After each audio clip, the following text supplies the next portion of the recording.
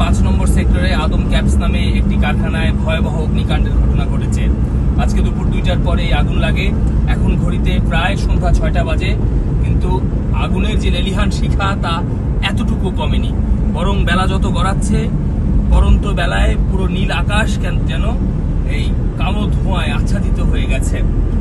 আমরা কর্ণফুলী নদীর পাশে যে মেরিন ড্রাইভটি রয়েছে, এই মেরিন ড্রাইভ দিয়ে ভাটিয়ারের দিকে অগ্রসর হচ্ছি এবং দেখা যাচ্ছে যে ভয়াবহ আগুন। গাছের ফাঁক দিয়ে মাঝে মাঝেই কিন্তু আগুনের শিখা দেখা যাচ্ছে। দর্শক, আমরা ঠিক সন্ধ্যা 6টার সময় বৃহস্পতিবার চট্টগ্রামের ইপিজেডে একটি ক্যাব প্রস্তুতকারী প্রতিষ্ঠানের কারখানায় যে ভয়াবহ আগুন লেগেছে, সেই আগুন লাগার ছবি আপনারা দেখছেন।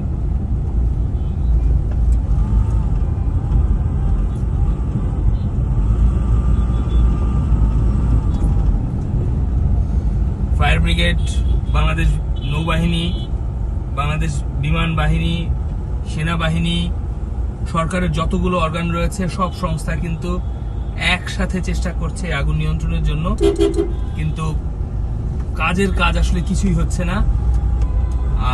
আগুনের যে লেলিহান শিখা তা যেন আরো ভয়াল রূপ ধারণ করেছে বেলা যত গড়াচ্ছে ততই। দুপুর 2টার সময় আগুন লাগে, এখন সন্ধ্যা 6টা বেজে গেছে, কিন্তু আগুনের যে তীব্রতা তা আরো বাড়ছে। 9 তলায় ভবনের একদম উপরের ফ্লোর থেকে আগুন লাগে। আগুন এখন আস্তে আস্তে ভবনের নিচে নামছে।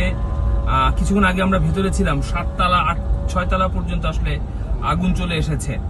চট্টগ্রাম ইপিজেড একটি আধুনিক শিল্প কারখানার ব্যবস্থাপনা রাষ্ট্রের পক্ষ থেকে, তো এখানে সব ধরনের কমপ্লায়েন্স বা অগ্নি নির্বাপন ব্যবস্থা থাকার পরেও আসলে এই আগুন কিন্তু নিয়ন্ত্রণে আনা যাচ্ছে না।